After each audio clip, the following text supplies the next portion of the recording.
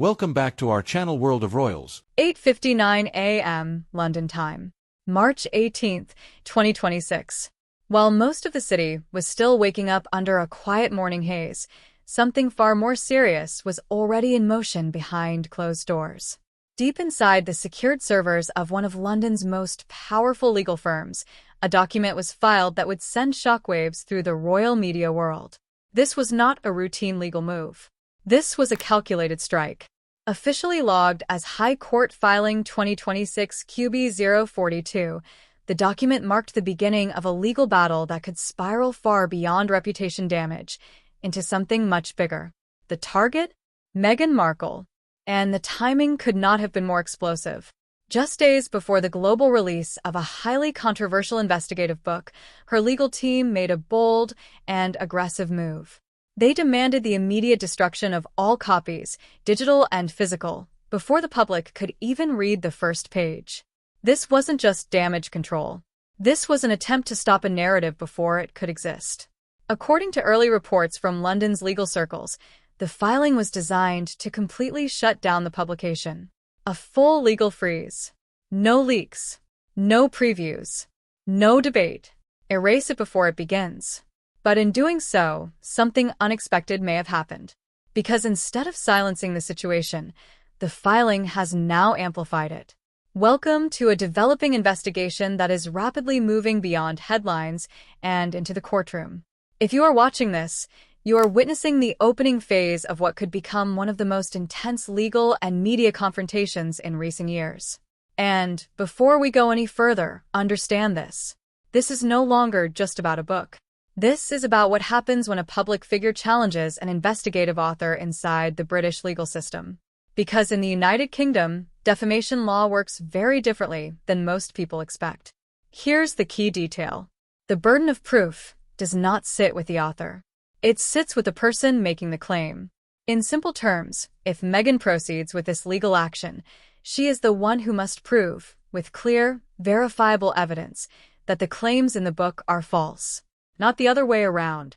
And that is where things begin to get complicated. Because by filing this case, her legal team may have triggered something known in legal circles as disclosure, or more commonly, discovery.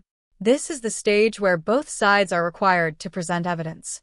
Not selected evidence. Not edited evidence. Everything relevant. Documents, communications, records, anything connected to the claims can be requested, examined, and potentially presented in court. And this is where the strategy becomes risky. Because if the case moves forward, the court has the authority to request detailed records that have never been made public. That could include internal communications, timelines, and official documentation tied to events mentioned in the book. Legal analysts in London are already describing the situation as highly volatile. On one side, you have a legal team attempting to stop publication before damage is done. On the other, you have an investigative author who has reportedly spent years building a case supported by documents and sources. And according to people close to the situation, the response from that side has not been panic. It has been confidence.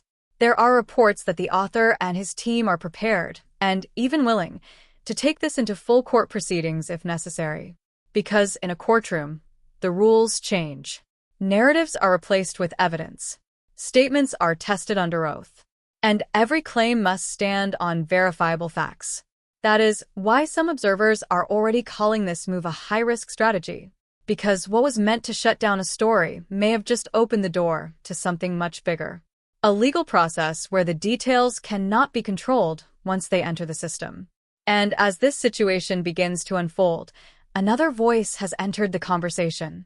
A figure known for speaking openly and often controversially about the royal family. Instead of stepping back, she has reportedly welcomed the legal confrontation. And that reaction is raising even more questions about what could happen next. Because if this case moves forward, it will not stay behind closed doors. It will become public. And once that happens, the story is no longer controlled by one side. It becomes something else entirely. In the next part, we're going to break down what insiders are calling the discovery trap and why this legal move could force the release of information that has never been seen before. Stay with this, because this is only the beginning. What just happened this morning may look like a legal attack, But inside the British legal system, it could actually be something else entirely. A trap. To understand why, you need to understand one concept that changes everything the moment a lawsuit is filed. Discovery. In simple terms, discovery is the phase of a court case where both sides are required to reveal their evidence. Not just the parts they want to show, but everything relevant to the claims being made. And this is where the situation becomes dangerous. Because by attempting to stop the publication of this book, Meghan's legal team may have triggered a process that gives the opposing side the legal right to request information that has never been made public. Let's break that down clearly. If this case moves forward, the author does not immediately have to prove every claim in the book. Instead, Meghan must prove that those claims are false. And to do that, she may be required to provide evidence. Real evidence. Documents. Records. Communications. Timelines. Anything connected to the specific allegations can be requested through the court. This is not optional. This is legally enforceable.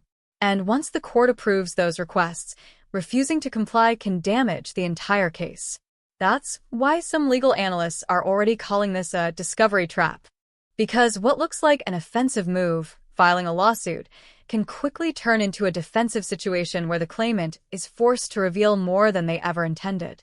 According to sources in London, the response from the investigative side has been immediate and telling. There is no sign of retreat. No attempt to delay. In fact, insiders suggest the opposite. There is a growing sense that this is exactly where they wanted the situation to go. Because once the case enters discovery, the balance of power shifts. The court gains control, and the process becomes structured, formal, and very difficult to manage through public relations alone. At this stage, something else becomes important. Evidence is no longer a private matter.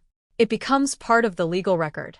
That means documents submitted to the court can potentially become accessible, referenced, or even discussed publicly depending on how the case develops. And this is where the stakes begin to rise. Because the book at the center of this dispute reportedly deals with events that span multiple years, multiple locations, and multiple layers of private and public life. If even a portion of those claims are challenged in court, the process of verifying them could require detailed documentation. And that is what makes this moment critical.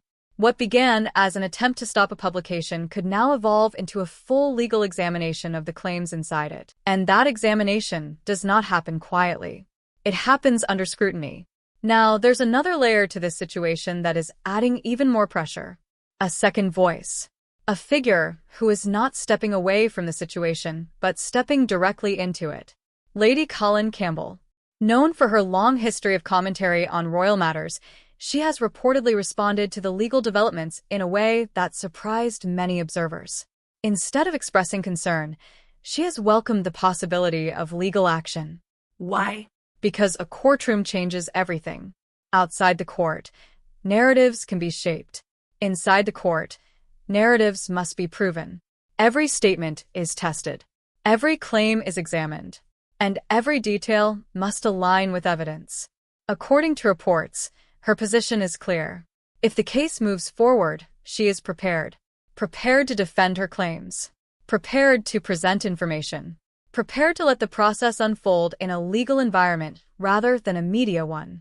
And that reaction is important, because it signals something very specific. Confidence. Confidence that the legal process will not weaken her position, but strengthen it.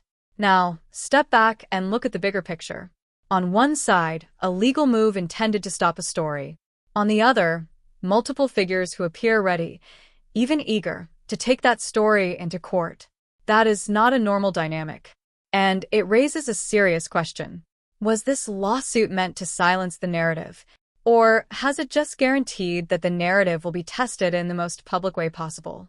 Because once discovery begins, there is no simple way to reverse it. The process continues. The evidence is requested. The records are examined. And the story moves from speculation into verification. In the next part, we're going to break down the specific claims that are now at the center of this legal storm and why they could have implications far beyond a single book. Stay with this, because this is where the situation becomes even more serious. Now we move into the part of the story that has everyone paying attention. Because this legal battle is not happening in isolation. It is tied to a series of claims that, if examined in court, could carry far wider implications than just reputation or media coverage. At the center of this are questions surrounding timelines, documentation, and official records. And to understand why this matters, you need to understand something about the British system. In the context of the royal family, certain events are not treated as purely private matters. They carry institutional significance. That means documentation, procedures, and formal processes are expected to follow clear standards. And when those standards appear to change or are not followed in the usual way, questions can arise. Now, those questions have existed in public discussion for some time. But until now, they have largely remained in the realm of commentary and speculation. What changes everything is the legal context. Because once a claim becomes part of a court case, it is no longer just a topic of debate. It becomes something that must be supported or challenged with evidence. And that is exactly where the situation is heading. According to reports, the book at the center of this dispute raises questions about specific details tied to past events. These include timing of announcements, wording used in official documents, procedural differences compared to historical precedent. On their own, each of these might seem minor. But in a legal setting, even small inconsistencies can become significant if they relate directly to the claims being made. Because in court, details matter. Language matters. Records matter. And most importantly, consistency matters. Now, here's where the situation becomes more complex. If Meghan's legal team challenges these claims directly, they may be required to provide documentation that clarifies or disproves them. That could include official records, verified timelines, supporting documentation from relevant institutions. And once again, this ties back to discovery, because the process does not allow selective disclosure. If something is relevant to the case, it can be requested. And if it is requested and approved by the court, it must be provided. This is why some analysts are describing the situation as high risk. Because the more specific the claims being challenged, the more specific the evidence required to address them. And that creates a situation where the legal process begins to expand. It pulls in more information, more details, more verification. Now, add another layer to this: public reaction. Because while the legal process operates within the court system, the narrative continues to unfold in real time outside of it. Every development is analyzed. Every statement is interpreted. Every move is discussed. And that creates pressure. Not just legal pressure, but public pressure, which can influence how the situation is perceived globally. Now, there is another factor that has started to intensify this situation even further: a shift in tone from those involved. Instead of hesitation, there is increasing directness. Instead of caution, there is escalation. Statements are becoming more confident. Positions are becoming more defined. And that signals something important. Both sides appear to believe that the evidence will support their position, which means neither side is backing down. And when that happens, cases tend to move forward. Not settle early. Not disappear quietly, but continue through the legal process, step by step, stage by stage, until a resolution is reached. Now, step back and look at the full picture again. A legal filing intended to stop a book. A response that signals readiness for court. A set of claims that may require documentation to resolve. And a discovery process that could bring private details into a formal legal setting. This is no longer a simple dispute. This is becoming a structured legal examination. And as it develops, the stakes continue to rise. Because the outcome of this case may not only affect one publication. It could influence how future claims, narratives, and responses are handled in similar situations. In the next part, we're going to look at another dimension of the story, one that moves beyond legal strategy and into financial and reputational pressure. Because while the courtroom process unfolds in London, there are parallel developments happening elsewhere that could shape what happens next. Because the situation is still building. While the legal situation continues to build in London, another layer of pressure is developing far away from the courtroom. And this one may be just as important, because beyond legal strategy and public statements, there is something else that shapes how these situations unfold. reputation, and closely connected to that, financial confidence. Over the past few years, Harry and Meghan have built a public identity that extends beyond royal life.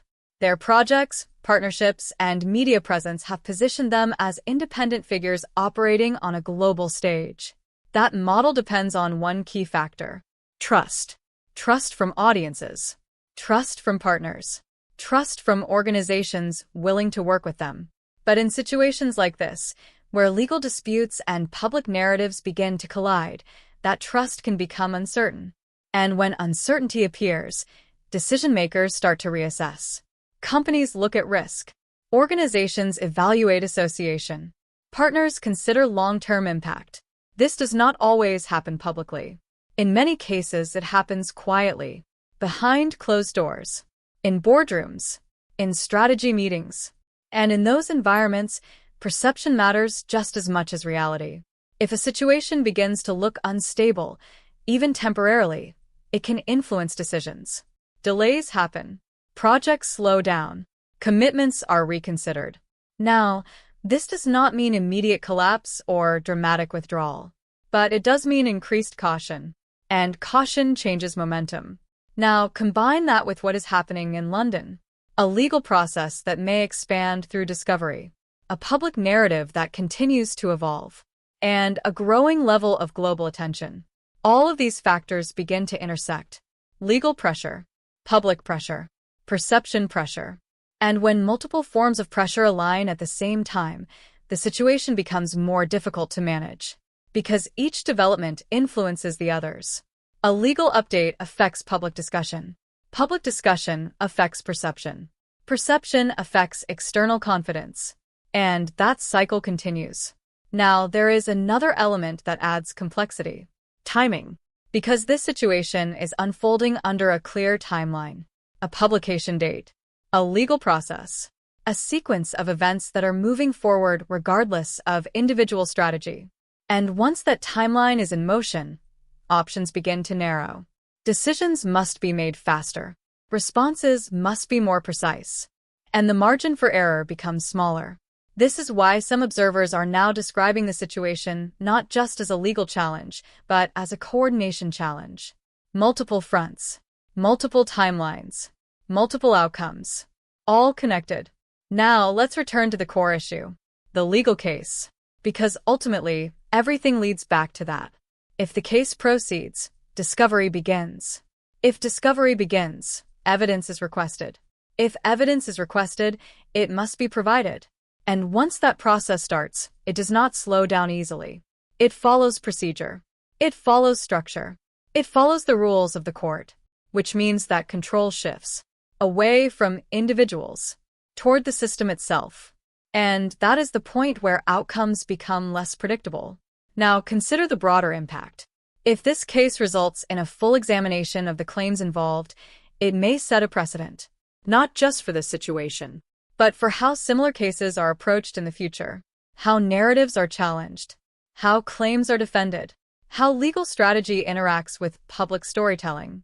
That is why this moment matters, because it sits at the intersection of multiple systems: legal, media, public perception, and institutional process. And as those systems interact, the story continues to evolve. But one thing is becoming clear. This is no longer a situation that can be resolved quietly. Too many factors are now in motion. Too many eyes are watching. Too many elements are connected. Which brings us to the final stage. Because as the timeline moves forward, one question remains: what happens next? In the final part, we're going to break down the possible outcomes and how each path could shape the future of this situation. Stay with this, because the conclusion may not be what anyone expects. Now we reach the final stage, because as this situation moves forward, it is no longer about what has already happened. It is about what happens next. And when you look at everything together, the legal filing, the response, the claims, the pressure building from multiple directions, the future begins to narrow into a few possible paths. Not unlimited outcomes, but defined scenarios. Let's break them down clearly. Scenario 1: the legal block. In this path, Meghan's legal team succeeds in slowing or temporarily stopping the publication through court action. On the surface, this looks like a win. The book is delayed. Distribution is paused. The immediate impact is controlled. But this outcome comes with a trade-off. Because attempting to block a publication can increase public curiosity. People begin asking why. Attention grows. Discussion spreads. And in many cases, delaying a story does not remove it. It amplifies it. So while this path may offer short-term control, it can create long-term pressure. Scenario 2: the settlement. In this outcome, both sides reach an agreement before the case fully develops. Certain claims may be adjusted. Certain sections may be removed or revised. And the situation is resolved without a full court process. This is often seen as a practical solution. It reduces risk. It limits exposure. And it avoids the unpredictability of a legal battle. But it also carries its own interpretation, because settlements are often viewed publicly as a compromise, not a clear victory for either side. And, depending on how it is presented, it can raise questions rather than fully resolve them. Scenario 3: full legal process. This is the most complex and potentially impactful path. The case moves forward. Discovery begins. Evidence is requested, reviewed, and presented. And the situation is examined within the structure of the court system. This is where everything changes. Because at this stage, the process is no longer shaped by media strategy or public messaging. It is shaped by legal procedure. Documents are tested. Claims are verified. Statements are examined under formal conditions. And once that process starts, it moves step by step, through hearings, through submissions, through evaluation, until a conclusion is reached. This path carries the highest level of exposure, but it also offers the clearest outcome, because the decision is based on evidence presented within a structured system. Now, step back and look at the situation one final time. What began as an attempt to stop a book has evolved into something much larger. A legal process, a public narrative, a question of evidence and verification, and a moment where multiple systems, legal, media, and public perception, are all intersecting at once. That is why this moment matters, because it is no longer just about one story. It is about how stories are challenged, how claims are defended, and how the balance between narrative and evidence is handled when it moves from the public space into the courtroom. As the timeline continues, the outcome will depend on decisions made in the days ahead. Decisions about strategy, decisions about evidence, decisions about whether to continue or resolve. But one thing is already clear. This situation has passed the point where it can be quietly contained. It has entered a process. And once a process like this begins, it follows its own path, step by step, stage by stage, until it reaches its conclusion. And when it does, the result will not just affect the individuals involved. It will shape how similar situations are understood in the future. Because in the end, this is not just a story about conflict. It is a story about what happens when a narrative meets a system designed to test it. And now, that test has begun.